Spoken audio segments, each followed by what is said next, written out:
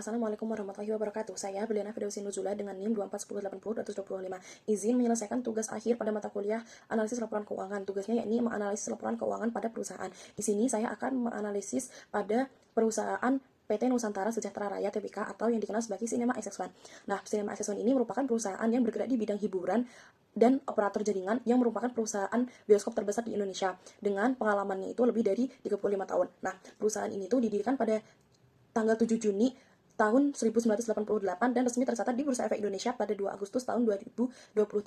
Dari berdiri hingga tahun 2025, Cinema XX1 itu telah mengoperasikan sekitar 225 bioskop di 55 kota di Indonesia dengan merek Cinema XX1, Cinema 21, The Premier, dan juga IMAX. Nah, selain di bidang bioskop, perusahaan itu juga menyediakan layanan tiketing online seperti MTix dan juga Tix ID.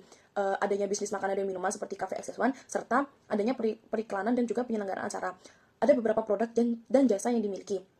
Berdasarkan di pengamatan saya, Cinema XX1 itu tuh saat ini kan masih jadi bioskop yang paling besar di Indonesia dengan jumlah pengunjung itu yang dia tuh relatif lebih tinggi, terutama pada weekend atau akhir pekan dan saat film-film populer itu ditayangkan.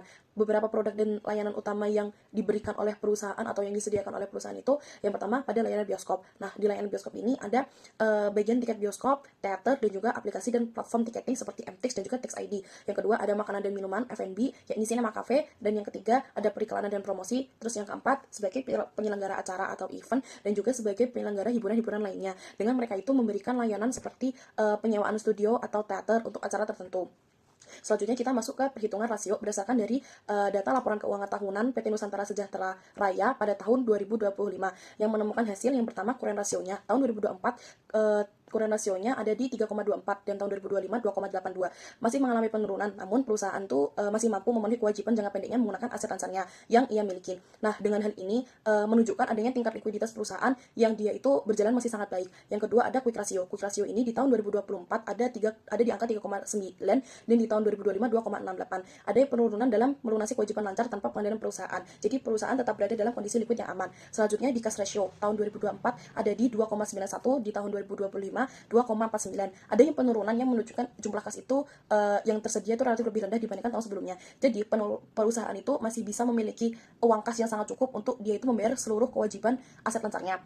Selanjutnya yakni DAR atau DARK tahun 2024 di angka 34,36% dan 2025 35,83%. Dan ini meningkat menunjukkan adanya ketergantungan terhadap utangnya itu sedikit lebih meningkat, tapi dia masih dalam batas aman atau batas yang wajar. Selanjutnya yakni DER atau DER ada di angka 52,33% di tahun 2024, 2025 ada di angka 55,84%. Dan ini meningkat, nilainya masih tergolong sehat karena bebas belum melebihi batas. Terus selanjutnya gross profit margin 59,70 tahun 2024 dan 60,1 tahun 2025. GPM-nya meningkat menunjukkan perusahaan itu semakin efisien dalam mengelola biaya secara langsung yang berkaitan dengan pendapatan, sehingga mereka itu mampu menghasilkan laba kotor itu yang lebih tinggi. Terus selanjutnya operating profit margin 18,49 tahun 2024 dan 17,93% itu tahun 2025. OPM ini menunjukkan bahwa operasional perusahaan itu meningkat sehingga laba usaha itu yang dihasilkan dari setiap penjualannya itu menjadi lebih kecil. Terus selanjutnya net profit margin 14,05 di tahun 2004 dan 13,25 tahun 2025, yakni kemampuan perusahaan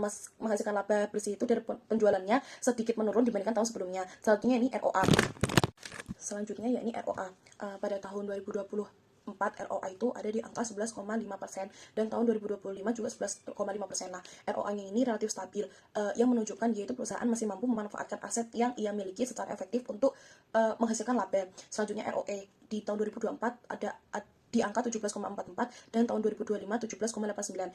ROE-nya meningkat dan menunjukkan kemampuan perusahaan dalam mengendalikan keuntungan bagi pemegang saham yang lebih baik. Selanjutnya ada di total asset turnover tahun 2024 0,81 dan 2025 0,87. Hasilnya itu meningkat yang menunjukkan dia itu aset perusahaan itu digunakan lebih efisien untuk menghasilkan pendapatan dibandingkan tahun sebelumnya, jadi lebih meningkat. Selanjutnya ini kondisi perusahaan sesuai dengan yang saya amati. Kondisi perusahaan itu dalam laporan keuangan dan kondisi nyatanya yang diamati relevan. Dan berdasarkan dari pengamatan saya, Cinema XX1 itu masih menjadi jaringan bioskop yang terbesar dan juga dia itu jangkauannya lebih luas, yakni tadi sekitar 225 yang tersebar di 55 kota. Nah, dia itu kan karena jaringannya luas sehingga banyak masyarakat itu yang masih meminati untuk menonton bioskop di XX1 ini.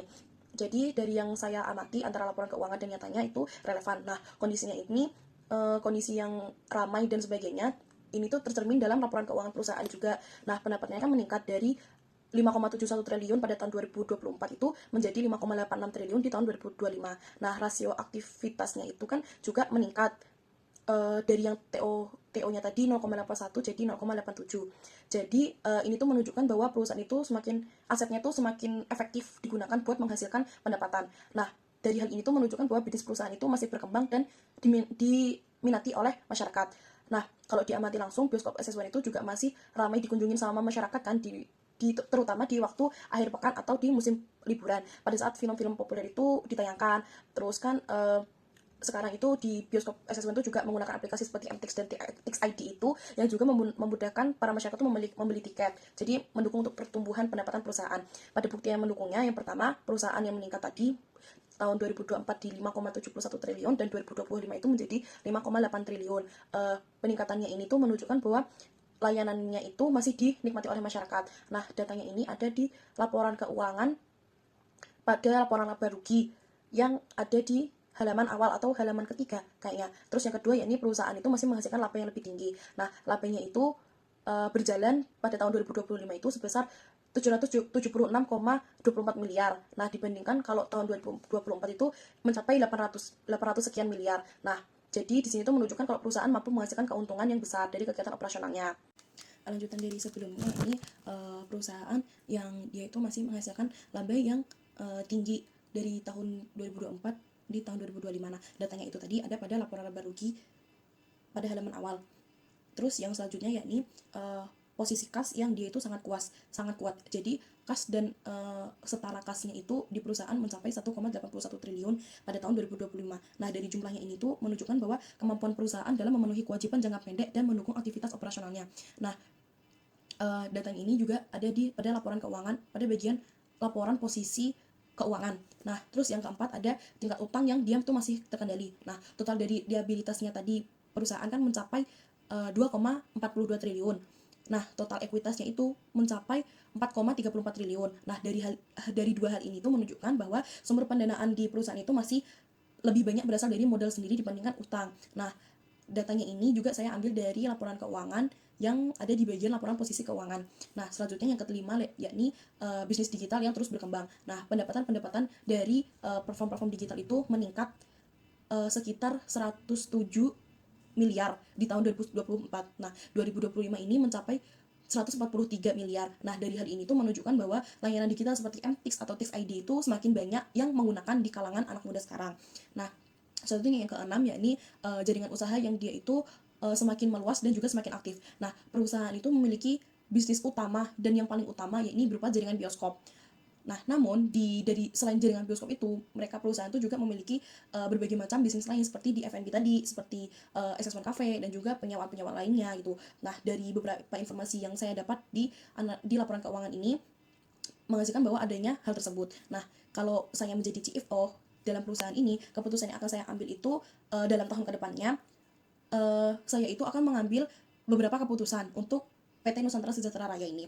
Yang pertama, saya ingin meningkatkan atau semakin meningkatkan pendapatan yang non tiket karena bisnis bioskop kan tergantung dari jumlah penonton filmnya. Nah, perusahaan itu juga perlu gimana ya, dia tuh harus mengurangi gitu loh ketergantungan pada penjualan bioskopnya saja, dan dia itu harus mengimbanginya dengan meningkatkan pendapatan di makanan dan minuman, terus pendapatan di iklan-iklannya atau di digital platformnya. Jadi nggak cuma di tiket secara offline saja, terus kayak bisa meningkatkan dengan membuat merchandise atau penyelenggaraan acara-acara. Tujuannya ada langkah ini tuh agar perusahaanku nggak bergantung pendapatannya pada penjualan tiket, tapi dapat membantu meningkatkan labanya itu secara berkelanjutan dengan usaha-usaha lainnya. Terus yang kedua yakni mengendalikan biaya operasional. Nah, walaupun pendapatannya meningkat, tapi kan biaya operasionalnya itu semakin gimana ya, profit marginnya itu semakin turun gitu. Nah, dari situ pengen adanya evaluasi dan juga pengendalian biaya operasional biar laba usahanya itu semakin meningkat, laba operasionalnya itu semakin meningkat gitu loh di tahun sebelumnya, jangan semakin menurun. Jadi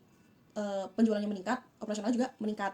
Terus yang ketiga ini pengembangan layanan digital. Karena sudah mulai ramai di kalangan generasi sekarang, maka ingin mengembangkan lebih layanan aplikasi tiket secara online di digital melalui program loyalitas pelanggan atau promosi digital atau memberikan fitur tambahan pada aplikasi MTix dan juga TextID. Terus yang keempat, memanfaatkan kas yang ada untuk mengadakan ekspansi atau digitalisasi secara lebih produktif. Jadi kasnya kan sangat besar ya, mencapai 1, sekian triliun gitu. Nah, karena itu perusahaan itu memiliki posisi yang sangat kuat. Jadi inginnya itu sebagian dana itu digunakan untuk kayak membuka lokasi bioskop baru tapi di wilayah-wilayah potensial, terus meningkatkan kualitas studio dengan merenovasi studio yang lebih premium mungkin, terus menginvestasikan ke teknologi digital, terus fitur-fitur digital pada MTix dan juga Tix ID itu semakin dikembangkan, terus harus membuat atau memperkuat program loyalitas dari pelanggan. Nah, dari hal yang saya sampaikan, kesimpulannya berdasarkan hasil analisis rasio keuangan tahun 2024 sampai 2025 dan pengamatan saya terhadap kegiatan usaha perusahaan dari PT Nusantara Sejahtera Raya atau Cinema Assessment ini menunjukkan bahwa kondisi keuangannya itu tergolong sehat dan juga stabil karena perusahaan itu masih memiliki likuiditas yang kuat dan juga struktur modal yang aman, serta dia itu mampu menghasilkan laba yang baik meskipun pendapatannya itu sedikit berkurang di beberapa rasio bagian profitabilitasnya. Nah, tapi peningkatan efisiensinya itu pada penggunaan aset dan juga di pertumbuhan pendapatannya itu uh, menunjukkan kalau kinerja perusahaan itu masih berjalan dengan posisinya sebagai jaringan bioskop yang terbesar di Indonesia. Jadi antara laporan keuangan dan nyatanya itu sama gitu. Jadi secara keseluruhan perusahaan itu punya prospek yang baik untuk terus berkembang.